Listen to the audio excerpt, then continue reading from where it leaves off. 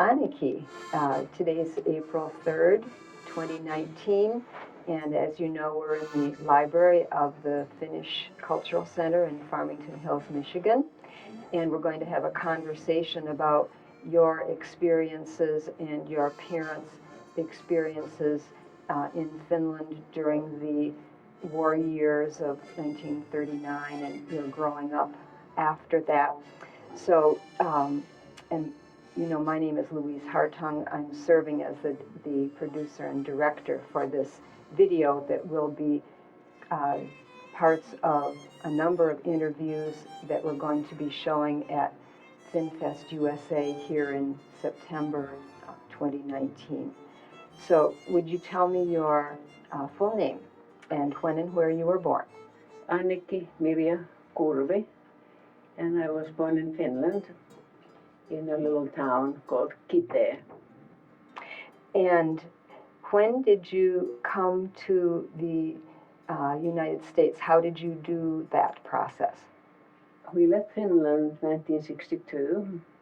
I had fallen in love with a man that was very adventurous, and I joined him in his adventures, and we came to Canada first, and from there we immigrated to US 1965. So 3 years in Canada. And what work have you done in your life?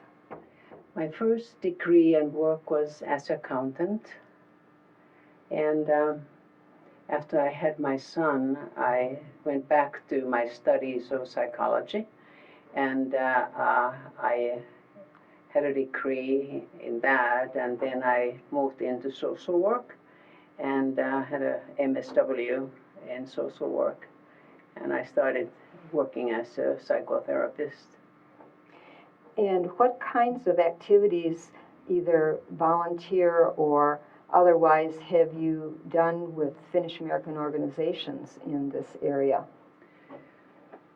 I started when I was young here, I think young, maybe 25, and I started the Hojakka kansantanhuryhmä. The folk dance group. Yes, and unfortunately I had to stop that because my heart couldn't take the hard, fast beat of polka, which is Yes. is a fast dance. So I think I was there about 3 years, and then I actually just became part of the Finnish group that wanted this Finnish center, and we did all kind of, garden parties to raise the money, and it was a happy center. So we can say you're one of the founders of the Finnish Center Association. I might have been a year after the founders had already decided this. I think that it was maybe a year after that when I became part of it, like, more seriously, But you're involved in the fundraising for the building. Yes, yes. And are there any other Finnish American organizations that you are part of? Later, when my son was little, we joined the Finn camp on Wixom and enjoyed the swim school and the lake and swimming and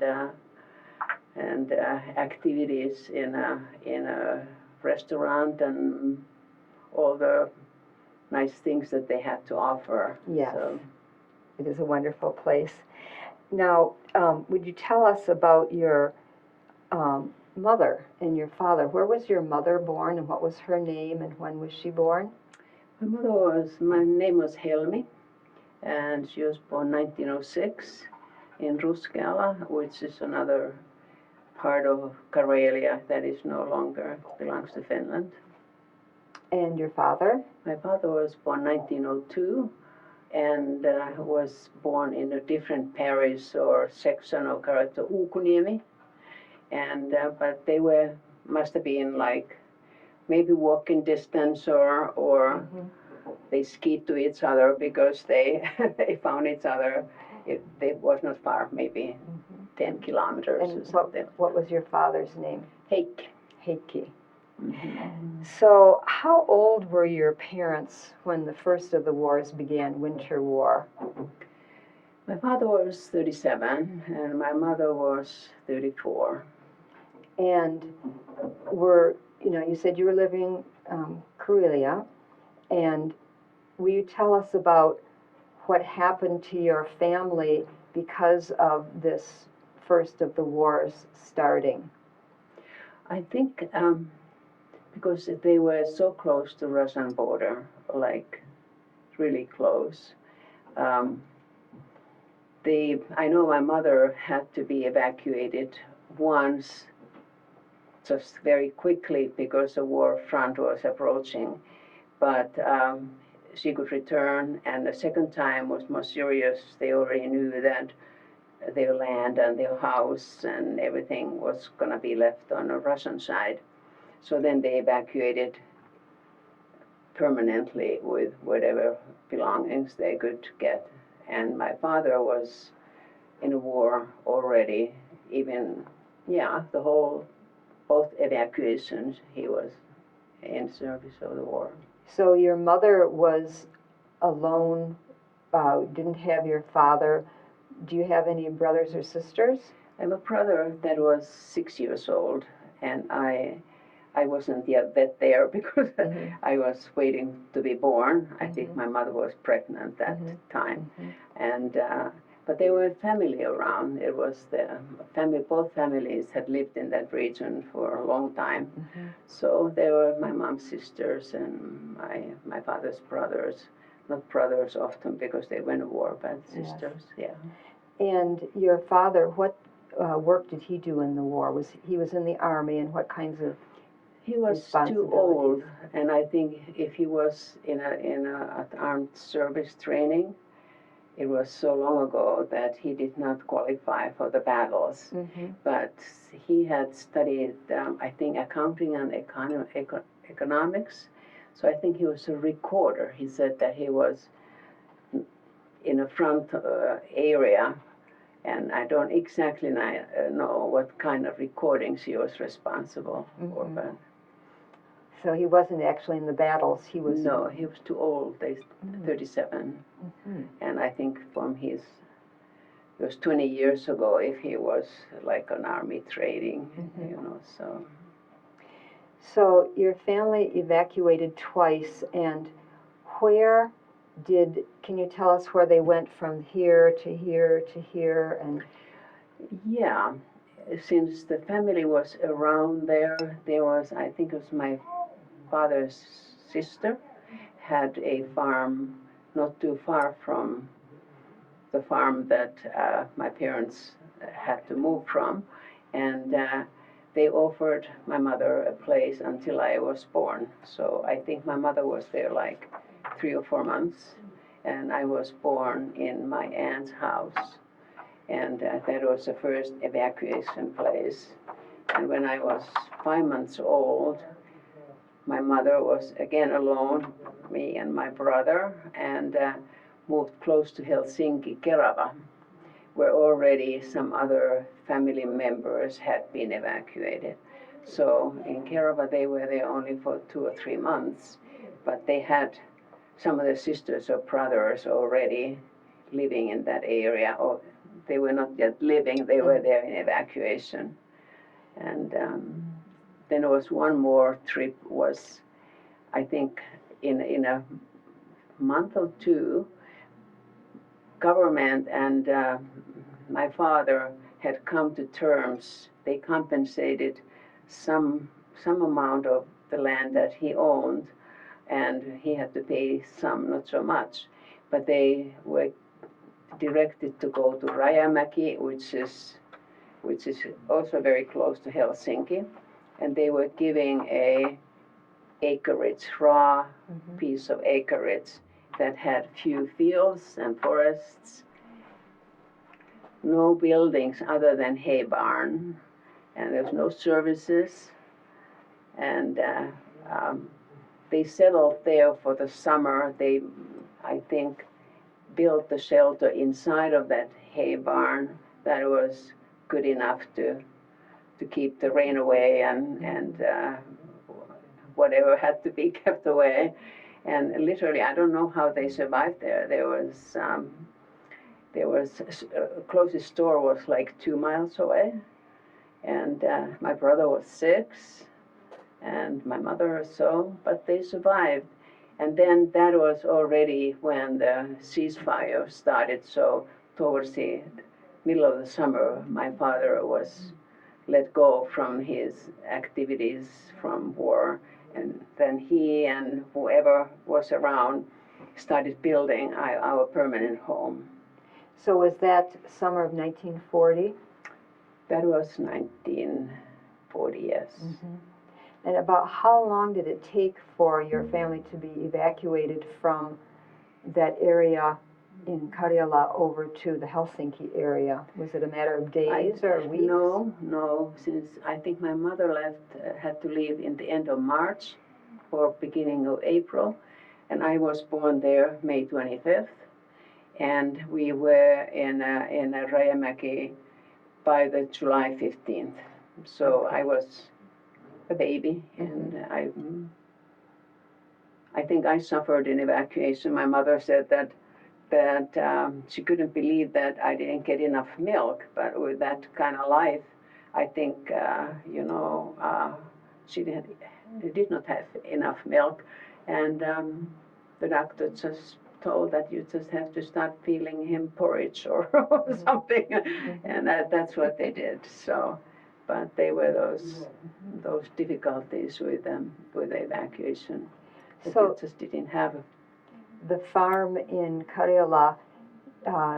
Did you have animals at that farm? Yes, I think it was an inherited farm my father had inherited from his father, and my father had gone to school and been in Helsinki, and I think he came back to farm the land, but I think he was somehow glad that we moved close to Helsinki, because that was more of his environment and what he aspired to, but not the way it happened. But yes. But so. So when you had this land closer to Helsinki in Rajamäki, were there other evacuated Karelian families in the area? I think government had negotiated the parcel of these farms or farmlands from the owner that had a lot of land, and maybe not always very good feelings that the government would sort of force part like we do here if we build a highway or whatever. So, but it wasn't bad, but we surely knew that it wasn't a welcome thing to give away what they had. There was 10% of Finnish population was evacuated, so it was not a small amount. It was like 430,000 from 4 million people. So it was tough on both. So the government had made plans for everybody of where they would go, or could people choose to go where they wanted to go? They could choose to go if they had relatives or people that they could support them. But when government supported whatever they were able to, like this land, they were directed, because they didn't want one community have too many, because that time Finland didn't have a lot, so they could not support that. So every region in Karelia was giving a region where they were directed to go. Surely some people found a different way of surviving, but many people followed that governmental plan. Was the plan did they try to keep people close to each other, neighbors close to each other in the new land, or? Yes, I think it was, I don't know, was it how close neighbors they were?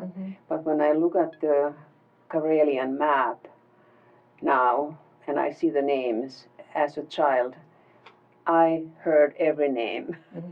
So they were, but people knew where their relatives were if they were not in the same location. So it's just, I think government was very wise to do that, because it was easier for the nation to together, and really, I wouldn't say that they would be eager and welcome of these refugees, but they were helpful, and they trusted their government had done the right thing. So all in all, I think it was a surprising, well-directed evacuation. And what do you remember of those early years when you were growing up? Because you were just a baby and then you were growing up in that time. The evacuation actually continued many years because some went back and they came back. So it wasn't done very quickly. Mm-hmm. I think since I was so little, I may heard a lot of stories, but I think my real memories are what they now call like a body memories. It's a visceral system that absorbs, the kids absorb whatever is around them. And I don't know scientifically how to talk about it, but I nowadays, when I have studied this phenomenon, it is scientifically, it's not a real like instinct, but it's close to instinct. It's not like intuition, but it's kind of like an intuition. It's a deep emotional connection inside you. And I just when I see pictures, I know I've seen them. I don't know the stories, but I've seen them. Mm-hmm. And often it is like physiologically, my body kind of tells me the story. Like I could easily, when I look at these pictures, start crying without knowing why I'm crying, because there is not that kind of intellectual understanding of it, but it is understanding. Mm-hmm. That's very familiar to me. And actually, since I studied psychology, I appreciate that, because we all have it. We are not all perhaps tested like I was, but so yeah. And then, what about school? When you were growing up, was there a difference in your speech from Karjala than where you were around Helsinki? Yes, but I think by that time, when I went to school, I already had learned that you better speak proper Finnish. And I think most Karelians knew the proper Finnish, but their most comfortable language was the dialect that is almost a little bit like a Kalevala. It's softer, has a lot of vowels and a lot of kind of softer sounds than a Western Finland, which I think has more Swedish influence and Germanic influence. Mm-hmm. So I didn't want to speak my Karelian accent in school, mm-hmm. because somehow you just understand that you see certain expression on people's face, or they don't understand. A little bit like when I immigrated here, that there's just, again, you just pick up the signs. Mm-hmm. And some people were freer with this, and I think my brother had maybe the worst of it, because he went to school right away, and his language was, I think, so he said that he felt it much more strongly, that people looked at him a little differently if he didn't speak the proper English. Why do I say English? I mean Finnish. But it's about the same. The immigration, it's the same experience, that you sort of know that you are different. Mm-hmm. Yeah. And what about those years when these families came to that Riihimäki area? Did you say there were about 10 families? 10 families in Rajamäki. It was, and they're I call it acreage because there was no houses, but they were close by. They were like cut from the same big parcel of land. And there were a few fields. I think the owner of the larger portion that the land was taken used it as fields for cows, animals. That's why there was this hay barn, a big old hay barn. So. And did those families get together with each other? Yes, and that is something that I actually very much would like one day to be able to kind of communicate in a more efficient way. Karelians are very social, and they're different than Western Finns. If you're a stranger, they talk to you. Usually, Western Finns don't talk to strangers.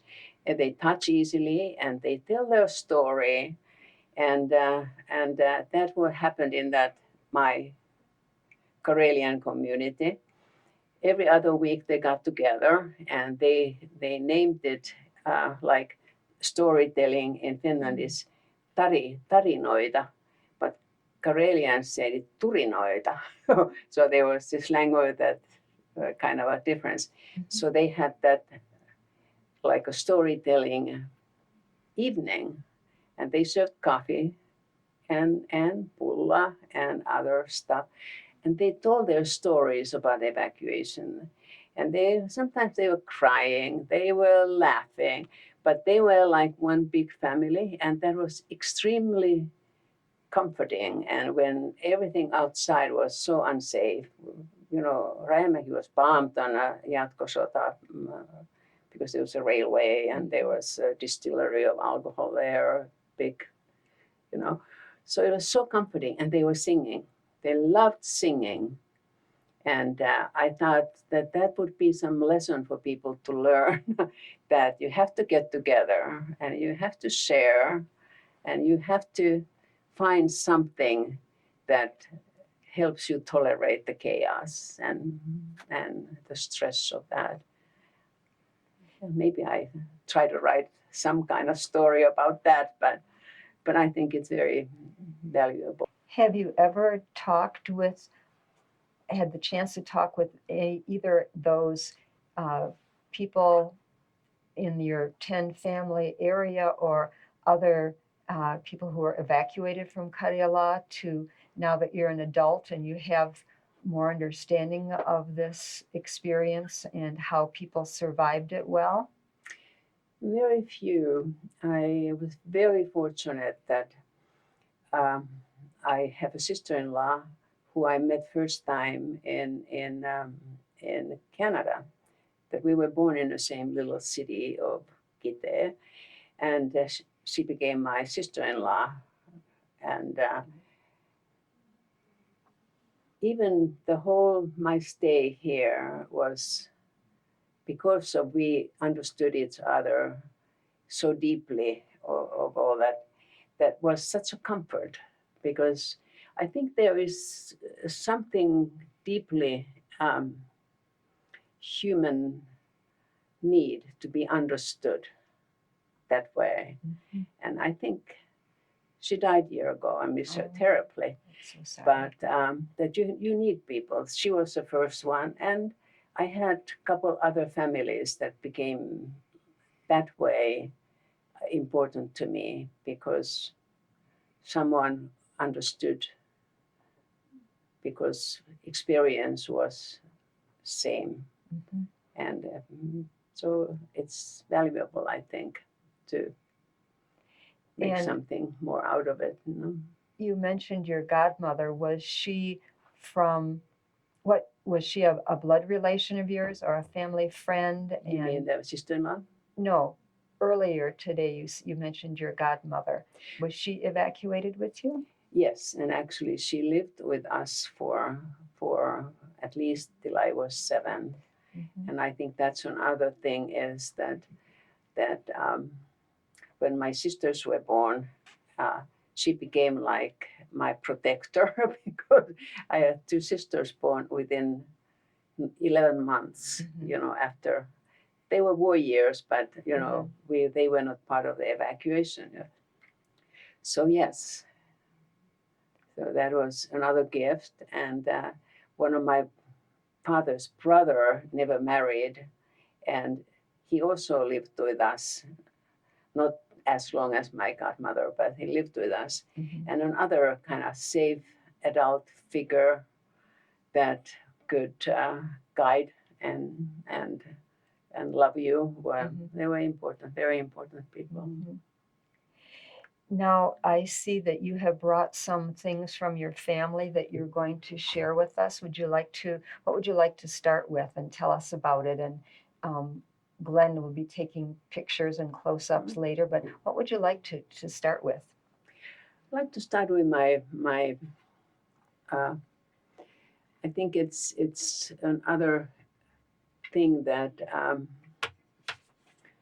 kind of comes viscerally, I call it, that since wartime, we didn't have anything. Everything was rationed, and on that piece of farm and land we had to make everything, food.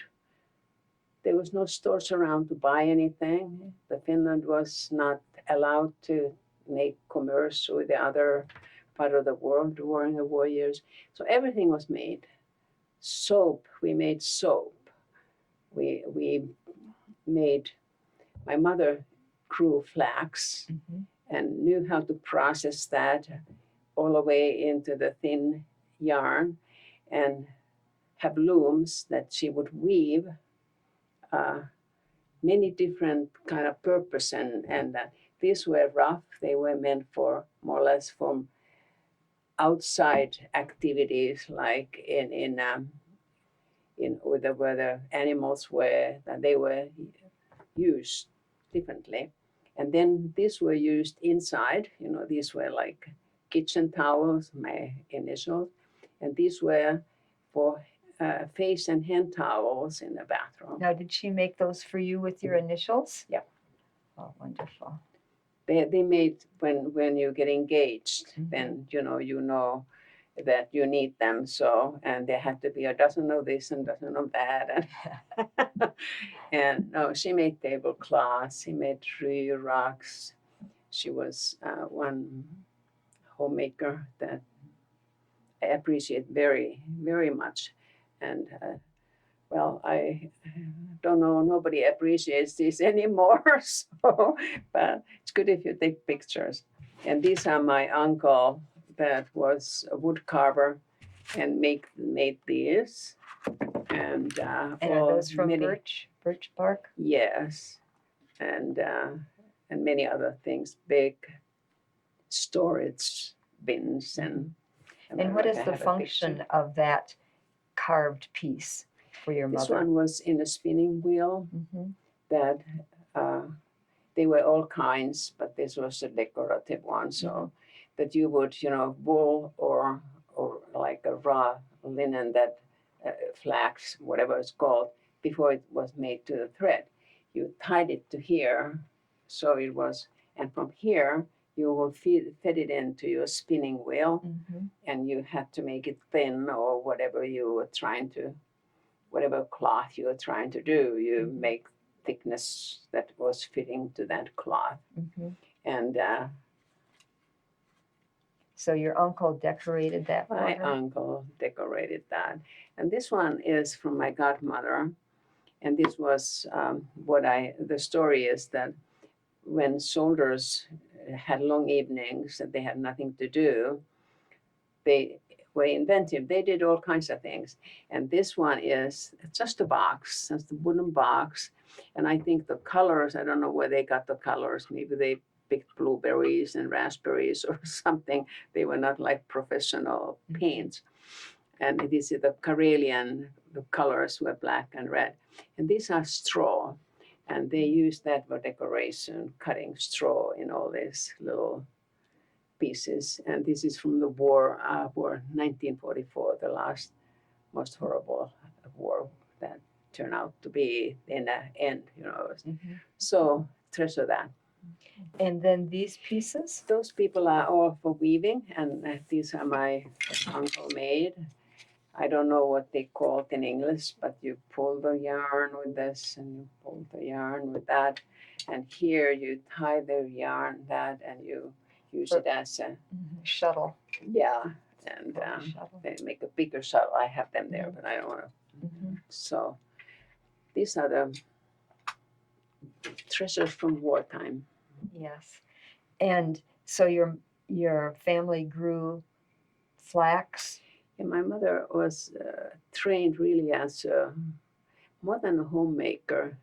Were all big farms. They could have a sawmills and whatever, and they had people working for them. So you needed everything, and everything was made at home of those days. There was no stores. There was no Sears or or pennies or whatever to go and get something. It's different if you lived in a big city or close to big city, but not when you know really made a living on from earth.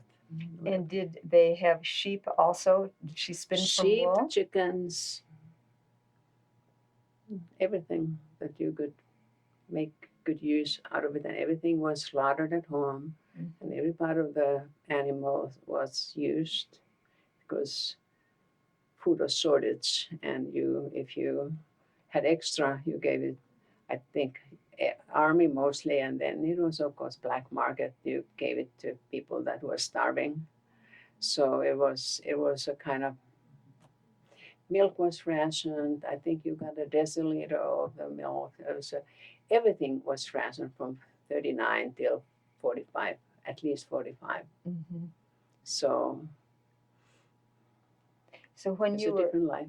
When you were growing up in that situation, did you feel that you were lacking in things, or did you feel like you were just like everybody else and you had enough of because your parents could make these things?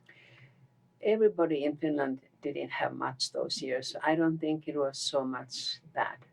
What I remember that affected and impacted me was what I experienced as chaos, because everything was being built and everything was being moved, and lumber was cut and fields were made, and it was to me a child as a constant chaos. And I remember I just wanted to find a little nest. You had gone to their house and you said their life was not complicated the way yours was. Were these were not kids who were from evacuated families? No, had lived there all their lives in Rajamäki, and it just felt safe to me because everything was already done, and everything was in order, and I so much wanted to have a just safe, small place. And when you build you have to do the fields, and you have to chop down the big trees, and you have to build a building for animals and your home. It's just, to me, it felt like just chaos. So. Do you remember how old you were when you started feeling more comfortable that life was not so chaotic? After our house was ready, and when there were more services, and when it was more of the regular life, that I remember going to church with a sleigh and even bells ringing, and I mean, horse bells or whatever they were, and that they were a regular life. There's no more people coming from the war that may have had legs moved, or their face may have been green with Gangrene. And it was chaos. All those people that didn't have homes, and I don't know how to talk about it more thoughtfully, because, like I said, it lives me in some sort of visceral way, and I can picture it and be alarmed or sad or about it. But I think when we had Olympics in 1952, we were pretty well orderly. It was already 7 years after the peace thing was signed and everything normalized. Remember, I was in gymnastics to be able to go to Helsinki. It was a big stadium, Olympic stadium, and we were doing on a nice green lawn all kind of gymnastic, presentations. So I thought it was so wonderful because it was normal. It was normalized life. It didn't have to be big and fancy and rich, but it had to be normal order. That. Now, you left Finland, you went to Canada, and then you came to the U.S. And after these war years, you were thinking that, well, how is your life affected now? How is your life affected now? How was it affected by having grown up in those war years? So, I haven't thought about it much in detail, but I am very sensitive, overly sensitive to suffering, to watch it. But it made me very good in helping professions because there is some intuitive way of understanding people's difficulties.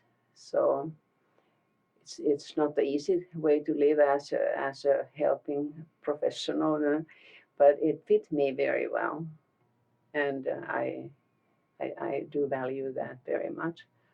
And on other, this chaos, I can't stand chaos. I mean, if my home would have to be painted, I would move to the hotel. It has again, such a huge visceral impact, the chaos. Maybe there's a better name for it, but to me, in my mind, it's like chaos. I don't know how to find things. I don't know what's going on. I don't know these people. I don't like the smells. It's kind of one of those things that is hard to make rational explanation. You told me about the song Evacuation Laulu by Annikki Kurvi. And I've listened to it, and I've seen translation of the words into English, and then on YouTube there are pictures that go with that. Do you think that her song describes accurately the life of people who were being evacuated? I believe so. A lot of people's evacuation is fundamentally the same, but what age you are, you experience it differently. If you have supportive family around you, experience it differently. But basically, I think it describes so many. Like there was one that baby brother was born in a train, and a Lotta became and fed kids with a warm porridge or something. I think that is very realistic, and I think I still think that human beings, when they share, and if they are good people mostly, they share experience like that. It does pull them together. They find ways of sharing their food. They cooperate. They buy equipment together. When they harvest, the whole village will go and harvest every land. But there is side to it that is so encouraging that human beings can do that in the middle of this, what to me was big chaos, but I was little and they were big. So there's, I think, a lot of lessons to be learned that what we human beings can do.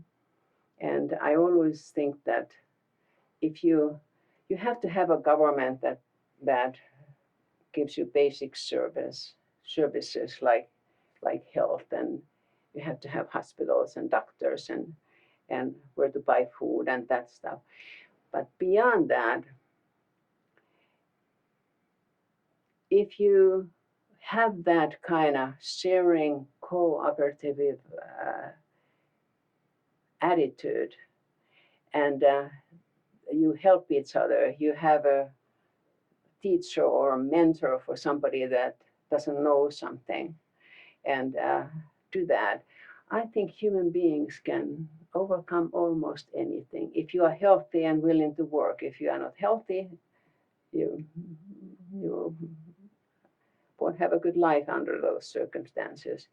And and if you don't want to put on effort, you can't overcome. You have to have willingness to put effort into it. I think it's a beautiful story of human nature and what human beings can do. And I think there would be maybe a lot of lessons to learn even in today's world with the huge immigration problems that I, I, I haven't said that before this way, but and I can kind of value that. And I was born 1940, and I went through all that. But I do value the understanding and what human beings can be, and also what they maybe should be. Have you shared your experiences and your thoughts about your experiences, for example, with your son or your siblings? I have, and I think when I'm in the right place, you can't teach it like that. You know, when I'm in the right place, I think the Lada is taken in, but people can listen to you, but they cannot quite take it in the right way. And maybe some of the deepest things you somehow I don't know if you have someone that has even experienced something closely. It feels different than if you talk to somebody that has never even been close to that experience. It's hard to communicate, especially like wartime and that, because it's so rough, and if somebody has not lived through the war, it's a little hard. Mm-hmm. Like I always felt very badly for Vietnam War, that we don't know what they had to survive there. I just really truly feel sorry, and that's my that there are experiences that are so difficult, and many people don't get there where they can take it in and understand it. So human condition, I guess. Mm-hmm. Is there anything else that you would like to mention about your experiences?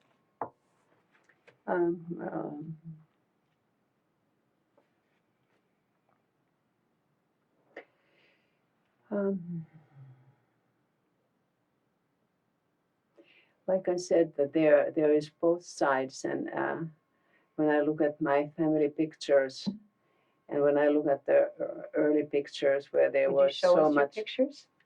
Pain. No, here they are. This actually is.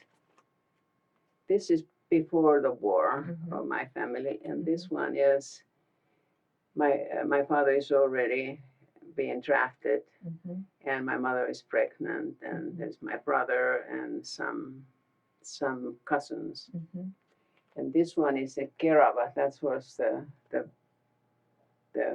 you look at their faces. They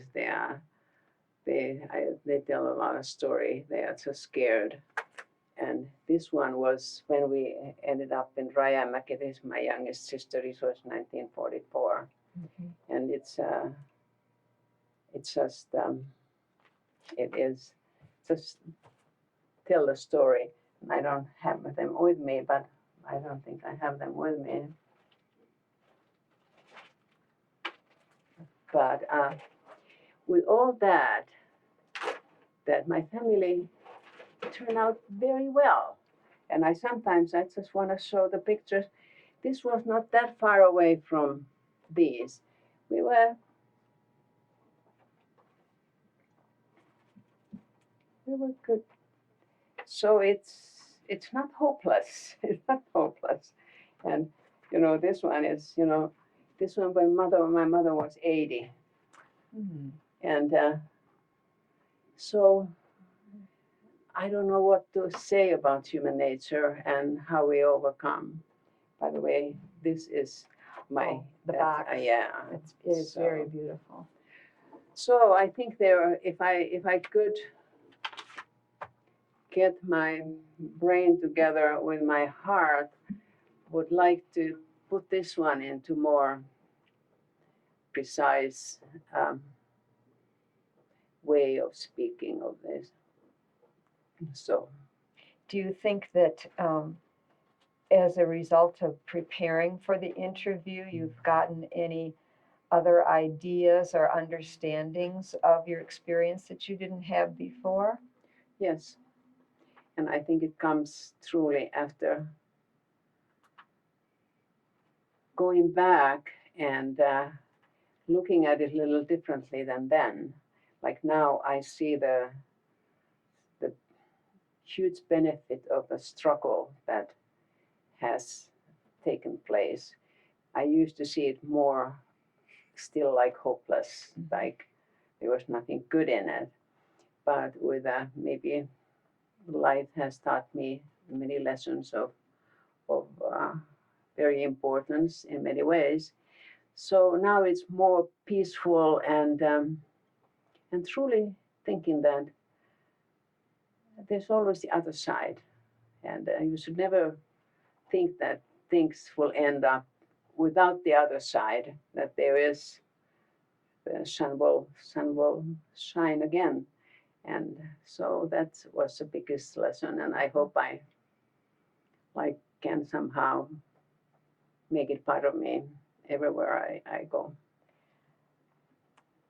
Well, I think that you've given us a lot to think about, and I want to thank you for sharing your experiences with us. And if you get to the point where you are able to maybe verbalize more of what you mean, or maybe write it even, you can share that, and we can add it to what you've already shared. And thank you. It was surprising that so much came out out of my